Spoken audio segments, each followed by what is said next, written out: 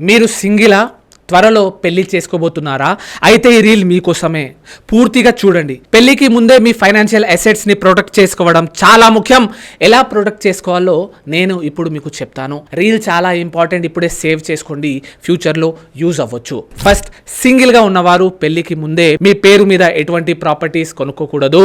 మీ parents పేరు మీదే మాత్రమే తీసుకోవాలి. ఎందుకంటే పెళ్లి తర్వాత ఏదైనా గొడవ అయితే ఆ అమ్మాయి మీ పేరెంట్స్ ప్రాపర్టీని ఏం చేయలేదు. సెకండ్, మీ స్టాక్స్, బాండ్, మ్యూచువల్ ఫండ్స్ అన్నిటినీ మీ పేరెంట్స్ పేరు మీదకే ఫస్ట్ ట్రాన్స్ఫర్ చేసేయండి. దీనివల్ల ట్యాక్స్ మిగులుతుంది.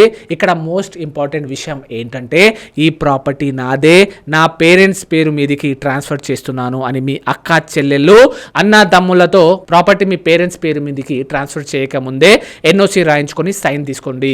ఎందుకంటే సొంత అక్క చెల్లెళ్ళు, అన్న తమ్ముళ్లకు నమ్మని రోజులు ఇవి. రేపటి రోజున ఇందులో కూడా మాకు భాగం ఉంది అని రేపు చెప్పే ఛాన్సెస్ ఉంటాయి. కాబట్టి ఇలా చేసేయండి. థర్డ్, పెళ్లి జరిగిన తర్వాత మీ అత్తవారి ఇంటికి ఒక మెయిల్ చేయండి, ఆర్ వాట్సాప్ మెసేజ్ చేయండి, లేదా టెక్స్ట్ మెసేజ్ సెండ్ చేయండి. అందులో పెళ్లి చాలా బాగా జరిగింది, మేము కట్నం అడగలేదు, మీరు ఇవ్వలేదు, అంతా చాలా బాగా జరిగింది అనే కంటెంట్ పెట్టి వాళ్ళ నుండి ఎస్ అనే రిప్లై వచ్చేలా చూసుకోండి.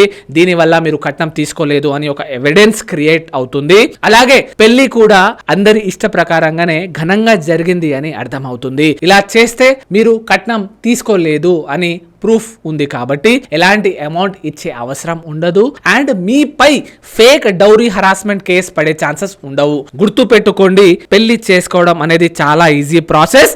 కొన్ని డేస్ లో పెళ్లి బంధంలో మీరు పడిపోతారు, ఇది హ్యాపీగా జరిగిపోతుంది. కానీ డివోర్స్ అనేది చాలా హెక్టిక్ ప్రాసెస్, కొన్ని సంవత్సరాలు పడతాయి. అందుకే ఆలోచించి అడుగులు వేయండి. పెళ్లి ఒక్కసారి అయితే అండు ఉండదు. త్వరలో పెళ్లి చేసుకోవాలి అని తపన పడే మీ ఫ్రెండ్స్ ఉంటారు కదా, వాళ్ళతో ఈ రీల్ను షేర్ చేయండి. సిస్టమ్ ఏంటో తెలియచేయండి. లా తెలుసుకోండి, మీకు మీరే లాయర్ అవ్వండి.